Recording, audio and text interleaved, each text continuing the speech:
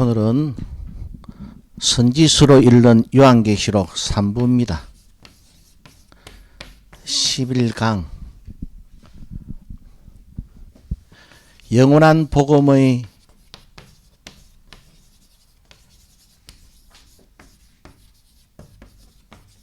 적과꿀, 영원한 복음의 생명수 라는 제목으로 말씀의 은혜를 나누겠습니다. 우리가 저저번 2시간에 걸쳐서 아모스 선지서에서 나오는 그날에 산들이 담 포도주를 흘려내리고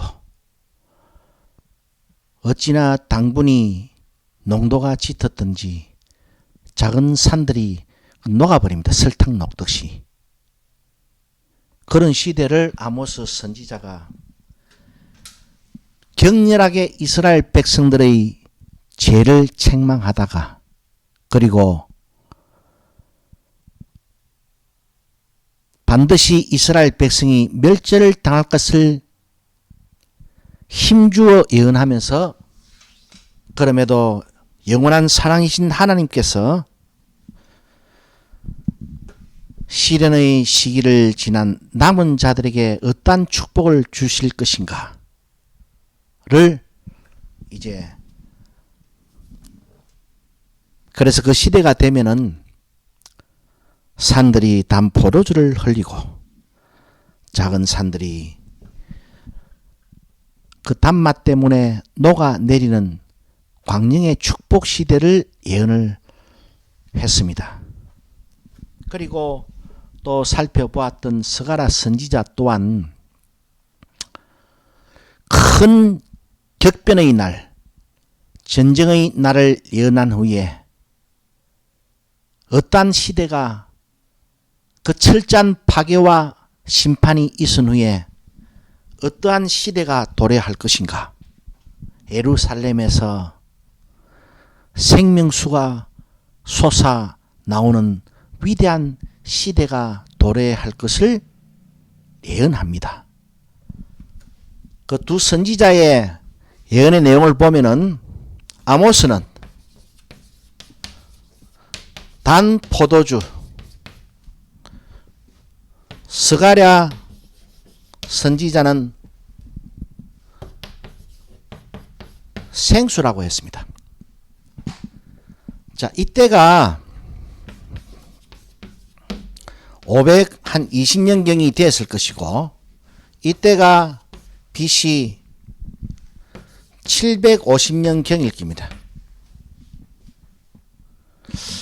두 선지자가 이와 같이 근 200년의 시차를 두고 다가오는 시대를 예언하는데, 그 시대의 특징들이 무엇인가 하면은 담 포도주를 흘러내리는 시대, 생수가 솟아나는 시대라고 예언을 하고 있습니다. 더 거슬러 올라가면은 BC 800년경 요엘 선지서, 소선지서로 이 분리되기 때문에 많은 사람들이 이 요엘 선지서에 큰 비중을 두지 않지만요, 불과 몇 장에 불과한 이 자신의 예언을 통해, 하나님이 주신 예언이죠. 하나님이 주신 말씀을 통해서 예언하기를, 얼마나 그 정말로 신약 그 교회 시대를 해석할 수 있는 중요한 단서를 제공해 놓습니다. 다음번에 제가 이 요엘 선지서에서 때를 따라 하나님께서 이른 비와 늦은 비를 주시나니라는 유명한 한 구절이 있는데, 그 구절을 가지고 다시 한번 이 전체 선지서를 요약하고 계시록의 말씀을 다시 한번 그 계시록의 환상 속에, 그림 속에 나타나 있는 하나님이 준비하신 시대를 한번 우리가 들여다볼 것인데, 이 요엘 선지서를 우리가 한번 살펴볼 것 같으면은 제가 읽어보겠습니다.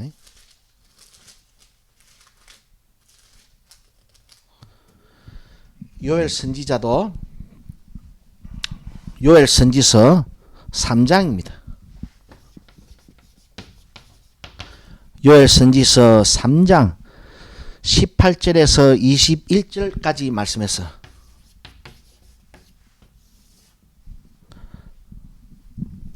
그날에 앞으로 이스라엘의 철저한 파멸이 있을 것이고, 그러나 하나님께서는 그 이스라엘을 회복시키시는데 그 개개인들의 빤농사와 목축업을 부흥시켜 주셔가지고 그들로 그 지역사회에서 영향력 있는 인생이 되게 해주실 것이다. 기도하면은 하나님께서 준비하신 이 만복의 축복을 받을 것이라고 헛소리 짓거리고 있는 게 아니고, 요즘 목사 새끼들 매치로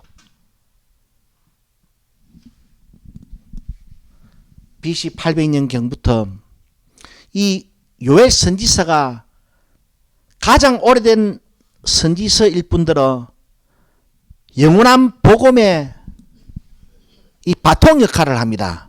영원한 노래, 영원한 예언에 굉장히 이 3장에 불과한 선지서이지만은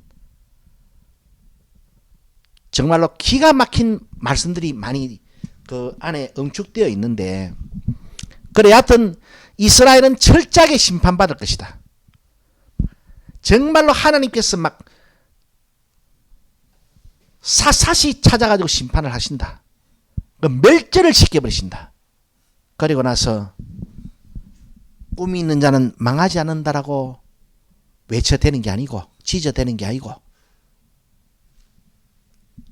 이와 같은 시대가 도래할 것인데, 요엘 선지서 3장 18절에서 21절의 말씀을 살펴볼 것 같으면, 그날에 산들이 단 포도주를 떨어뜨릴 것이며 작은 산들이 젖을 흘릴 것이며 유다 모든 시내가 물을 흘릴 것이며 여호와의 전에서 샘이 흘러나와서 시딤 골짜기에 대리라. 그날에. 그래서 20절 말씀을 보니까 유다는 영원히 있겠고 예루살렘은 대대로 있을 것이야. 내가 전에는 그들의 피 흘림 당한 것을 갚아주지 아니하였거니와 이제는 갚아주리니 이는 나 여호와가 시온에 거함이니라. 우리는 이 이제 21절의 한 구절 말씀도 제가 뭐 힘줘 읽지 않는 이유는 이 모든 이 허구한 날 레와 이야기나 듣고 뭐 축복 이야기나 듣고 뭐 형통 이야기나 듣고 뭐 꾸민 이야기나 듣고 하던 이 잔챙이들은요, 이 말도 보면은 뭐 정말로 하나님이 피해 복수를 해주시는 전쟁의 전사나 되는 것처럼 그렇게 이해들을 합니다. 제가 아모스 선지서에서 그 단 포도주를 흘려내리는 시대를 그 여러분들에게 해석해 드리면서, 그날에 하나님께서는 이스라엘을 본토에 심기운다. 그 본토에 심게 한다는 것이 이스라엘 백성들을 그 가나안 땅에 영원히 살게 하겠다는, 영원히 거주하게 하겠다는, 주소지가 다시는 다른 지역으로 옮겨지지 않을 것이라는 그런 말로 성취되는 것이 아니고, 예수 그리스도 안에 구원을 받음으로 성취되는 그 약속의 시대를 전망하고 있다고 제가 말씀을 드렸잖아요. 구약 선지서를 보게 되면은 하나님께서는 당신 백성을 구원하는 날을, 한편에서는 당신 백성을 심판하는 날로도 말씀하시고, 당신 백성의 원수를 갚아주는 날로도 이야기를 하십니다.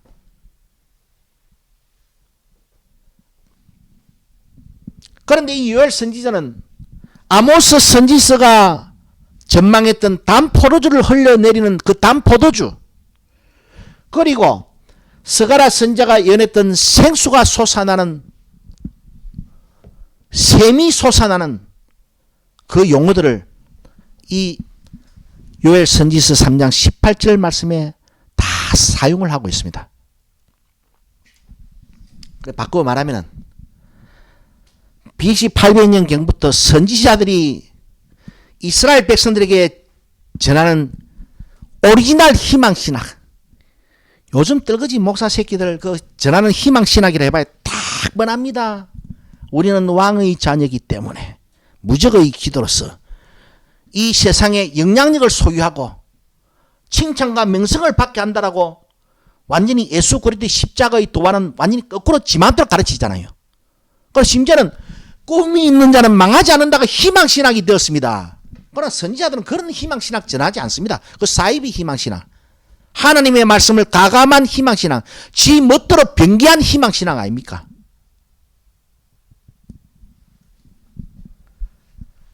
그러나 이 영원한 복음을 들어보세요.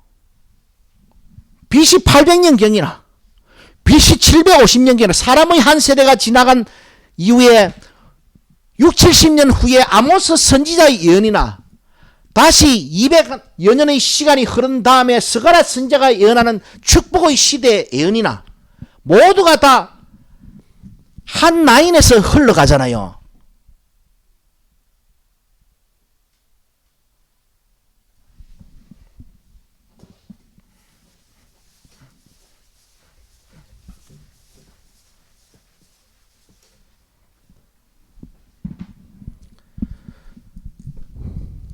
여러분, 아브라함에게 약속하셨던 가나안 땅에서 흘러 넘치게 될 젖과 꿀이 무엇입니까? 그 실제 젖과 꿀입니까? 아니면은 이스라엘 백성들이 가나안 땅에 들어가지고 1등 인생을 살고 영향력 있는 인생을 살고, 예? 전쟁만 하면은 다 이기고 공부하면은 1등하고 입사 지원서 내면은 무조건 합격하고 그런 축복을 상징하고 있는 용어입니까? 그 젖과 꿀은 여러분이 이리 찾아보고 저리 찾아봐도 그는 하나님의 율례와 법도를 말씀하고 있습니다. 이스라엘 백성들은 세상 사람과 다르게 이 사꾸라 하나님의 아들들은 꿈을 먹어야 살아가겠지만은요. 그 전부 다 그 배설물 똥꿈 아닙니까? 사도 바울이 버린 배설물로 버린 것을 갖다가 꿈으로 디자인하고 처먹고 살아가요. 요즘 이 어리석은 이 교인들 보면은 이 백날 이야기해봐야 이 돌띠가 안 깨집니다. 그 젖과 꿀이 어떤 거입니까? 이스라엘 백성들은 그 젖과 꿀을 먹음으로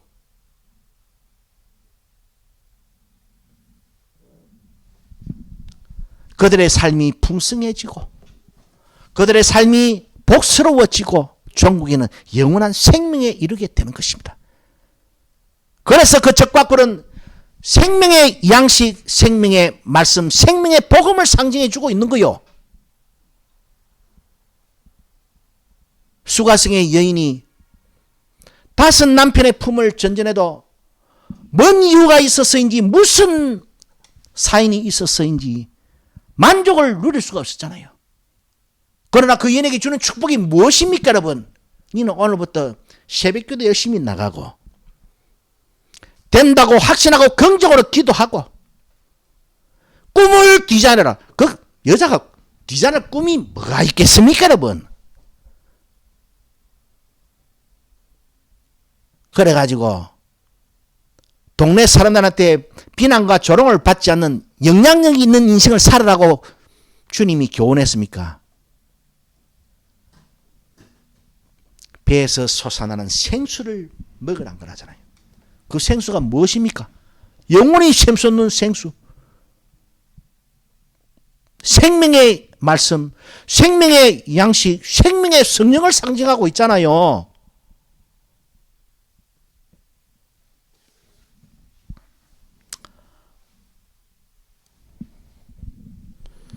자, 이렇게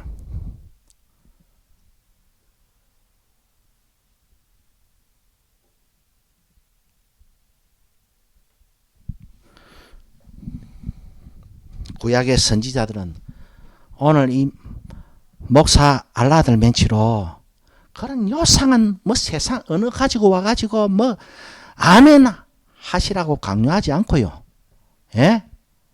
세상에 뭐 사도바리 배설물로 버린 똥꿈을 디자인해가지고 꿈을 이루라고 그렇게 교훈하지도 않았고, 뭐 어디 뭐 성공했니, 뭐 누가 뭐 잘됐니, 좋은 배필을 만났니, 결혼을 잘했니, 미국 유학 같은 소리 안 하고. 그래서 시간이 흘러가지고 요한계시록도 보세요. 자, 아모스 선지자가 단 포도주, 스가랴 선지자가 샘, 그 앞에 요엘 선지자는 단 포도주와 샘, 요한계시록은 그 바통을 이어가지고 뭐라 말하고 있습니까? 그것이 시온산에서 어린 양과 구속함을 받은 14만 4천이 부르는 새 노래. 그 다음에 계시록 21장 9절로 10절에 보면은 사도 요한을 성령으로 데리고 크고 높은 산에 데리고 가십니다. 뭐 때문에? 예수 그리스도의 와이프를 보여준다고. 와이프를 보여준다고 갔으니까 크고 높은 산에서 사도 요한이 본 것은 무엇이겠습니까? 어린 양의 아내 아니겠습니까? 어린 양의 신부 아니겠습니까? 그런데 그 신부를 봤습니까? 사람을 봤습니까? 건물을 봤습니까? 거룩한 성, 크고 높은 거룩한 성 예루살렘을 봤어요.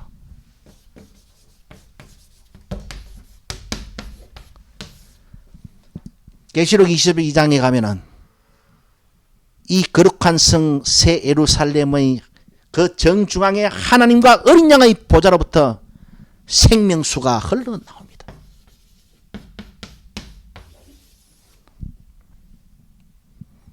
시온산에서 울려 퍼지는 새 노래.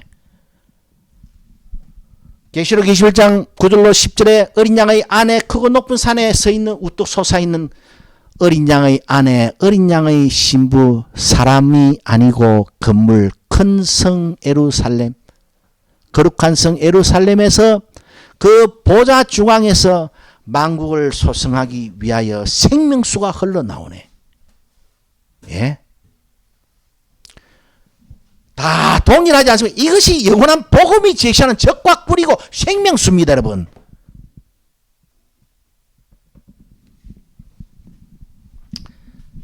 오늘은 나타남으로서만 알 수 있는 시대의 한 단면을 여러분과 이야기하면서 영원한 증거의 노래로 삼고자 하는데, 예수 그리스도가 이 땅에 다시 오시면은 많은 사람들은 이 보이는 모든 건물이 다 보아질 거라 생각합니다. 예? 그 안에 잠자고 있던 놈들 다 죽을 거라 생각합니다. 그것을 기적으로 생각합니다. 그런 일이 일어날까요? 저는 말씀을 드립니다. 절대로 주님 다시 오실 때 예수 안 믿는 14만 4천 뭐 실제 숫자 제외한 모든 사람 다 죽는 거 아닙니다. 건물 다 빠지는 것 아닙니다. 단 진정한 희망신학을 노래하지 않고 하나님의 말씀을 가감한 이 거짓 선지자들은 이제 두 번 다시 하나님의 말씀을 전할 수가 없는 시대가 도래합니다. 여러분, 1920년대에 세계적으로 대공황이 일어나가 모든 사람이 실직을 해도 그 충격을 해집고 비 나오는 것이 인간놈들입니다. 예?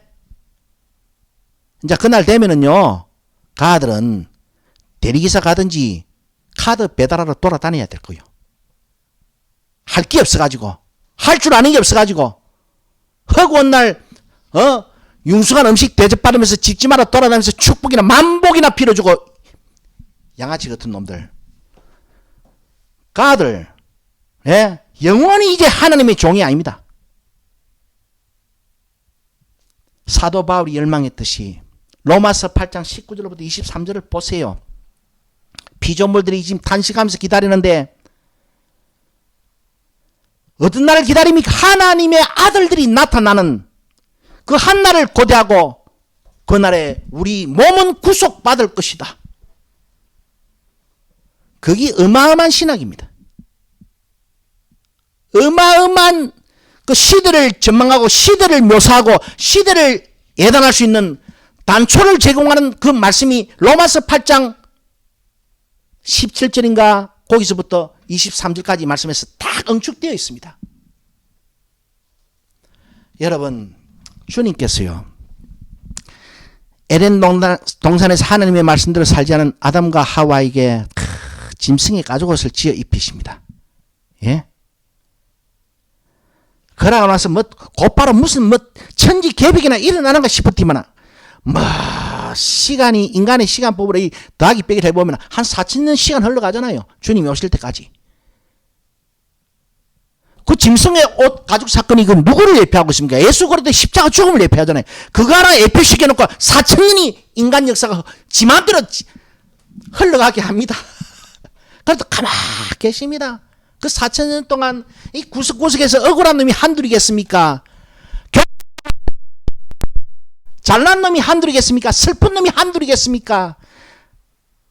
별별 사인 많은 인생들이 이 땅에서 나고 죽어갔습니다. 거기에 인간들하고 이야기하지 않습니다. 당신의 선지자들을 통해서 다가오는 시대를 바라보게 하십니다. 그날에 되면은 단 포도주 흘러내린다. 샘이 솟아난다. 요한계시록은 거기서 벗어나지 않고 그대로 새 노래를 부르게 된다. 생명수가 흘러나온다. 라고만 말하고 있지.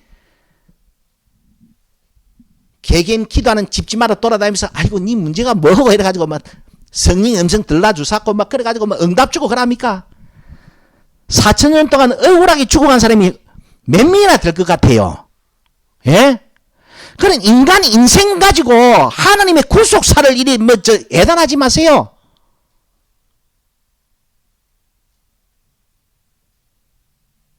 인간들은 말입니다. 하루살이보다 월등한 것 이상으로 영혼배가 하나님은 우리에 대해서 월등하십니다.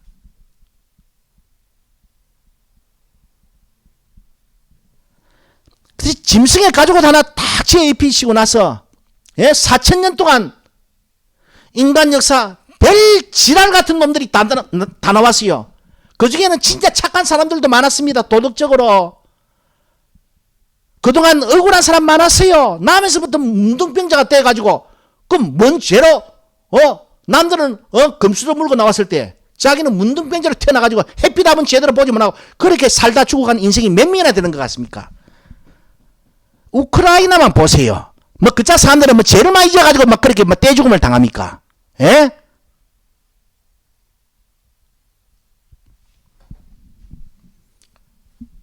그러나 하나님은 그 파란만장한 인간의 역사와는 다르게 당신의 구속사를 그 뒤에서 배후에서 이제 쭉 흐르게 하십니다. 폼나게 하지 않고 요란하지 않게.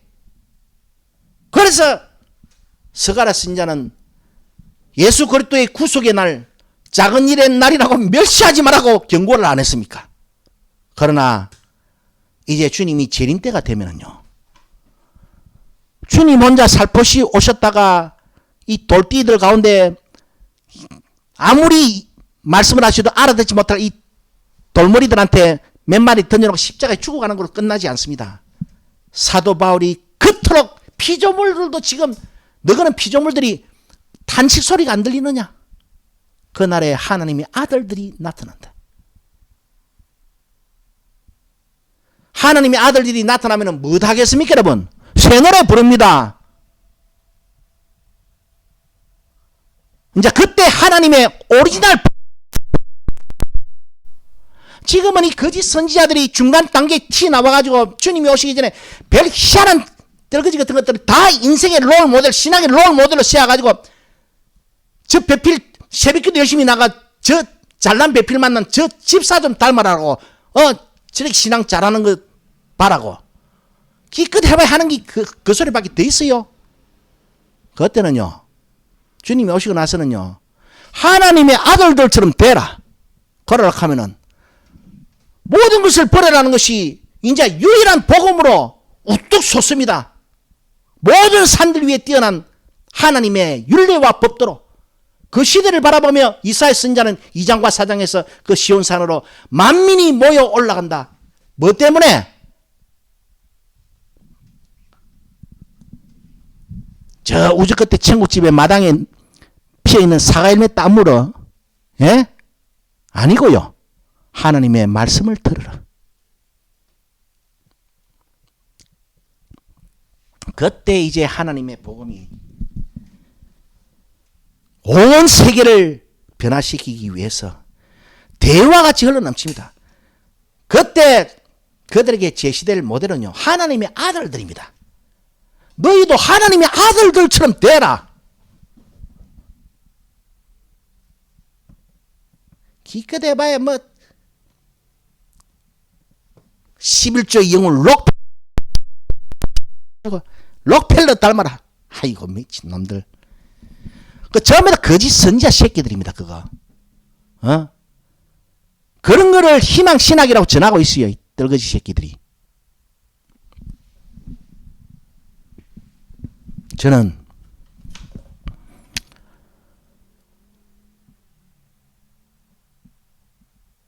주님이 오신 이후의 시대를 바라보며 하나님이 주신 감동을 따라서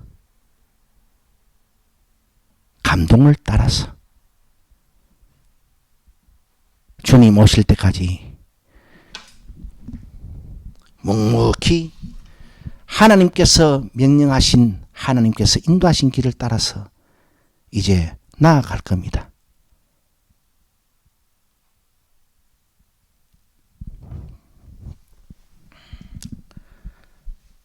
이때까지도 수많은 책을 냈지만은, 수많은 설교를 했지만은 뭐 들어주는 사람이 있습니까? 사주는 사람이 몇 명이나 있습니까? 너무나 알지만은 하나님께서 주신 감동을 따라서 다음 시대를 준비하며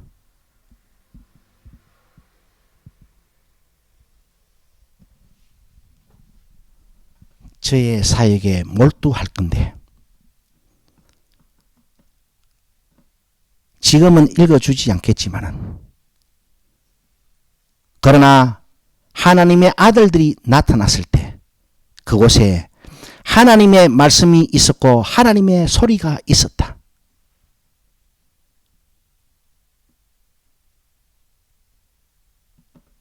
그래서 그 시대를 바라보는 믿음으로 하나님께서 에레미야 선지자에게도 아무 이유도 없이 그 친척의 밭을 고가를 주고 사락을 합니다. 항아리에 이 정서를 땅속에 깊이 묻어 두어라.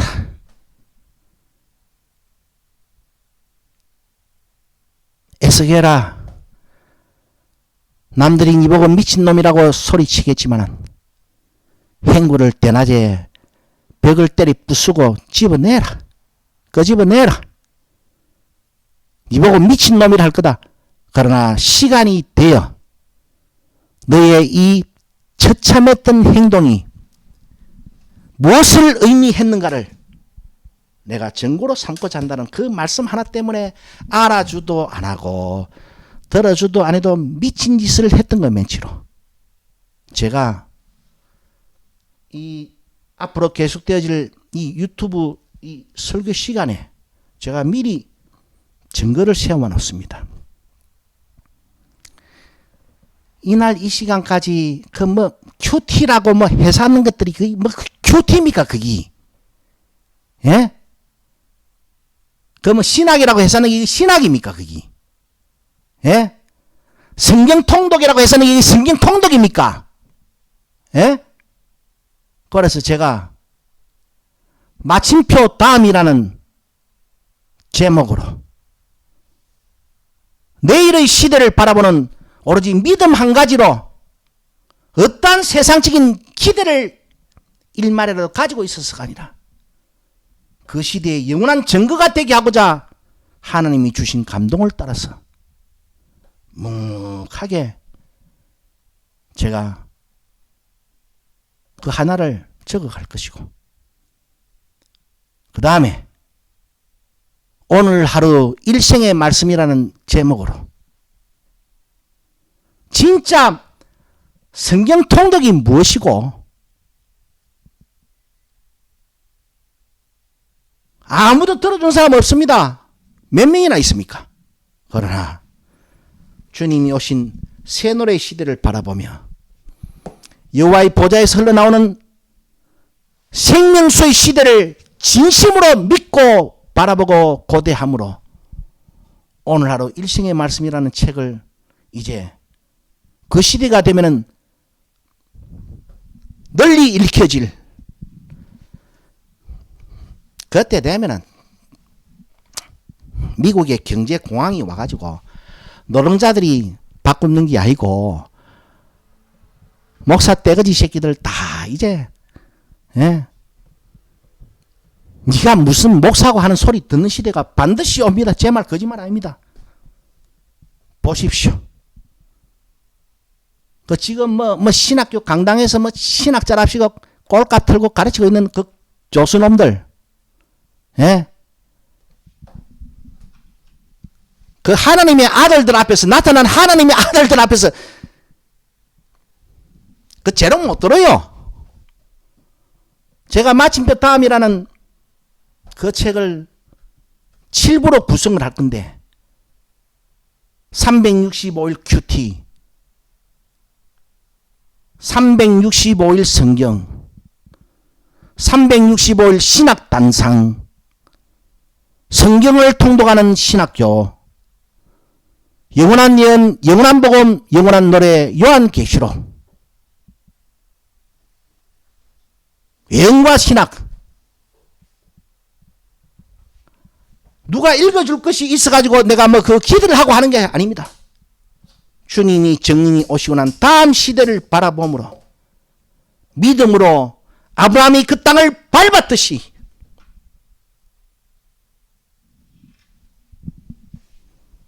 그 시대를 바라보며 묵묵히 사역을 해나갈 것이고 그리고 3부작을 꼭 완성해놔야 되는데 하나가 적그리스도와 마지막 제국이고 두 번째가 멸망의 아들과 영원한 제국이고 세 번째가 불멸의 제국 그 영원한 영광입니다. 그 세 시리즈를 통해서 나타난다는 하나님의 아들들의 의미가 무엇이며 몸이 구속을 받는 것이 무엇이며 몸이 변화가 받는 것이 무엇이며 그때로부터 영원한 나라가 주어진다는 그 의미가 무엇인가를 문서로 분명히 증거해 놓을 것입니다. 그 시대가 되면은 그 책들은 하나님의 구속사가 어떻게 약속되어지고 어떻게 성취되는가를 증가하는 아이고 지금 그 목사들 개구리 소리밖에 더 들립니까? 예? 돌띠 같은 것들 지금 실컷 왕노로 타라 하십시오. 저는 아무리 힘들고 배고파도 그 시대를 바라보면서 아브라함이 장차 그 땅이 자기 후손에게 영원한 기업의 땅이 될 것을 바라보고 일생 나그네로 살아갔듯이 앞으로 도래할 시대가 정령이 어떠한 노정에서 성취되는 것이며 그날에 그곳에 하나님의 말씀이 있었고 하나님의 소리가 있었다는 하나의 증거를 위해서 제 남은 생을 헌신할 것입니다. 왜 이 말씀을 지금 들어놓는가? 나타남으로서만 알 수 있는 그 시대에 정령이 제가 헛말 안 했다는 것을 그동안 무시했던 모든 사람들이 뼈저리게 알게 되는 그 한날이 도래할 것입니다. 기도 올리겠습니다.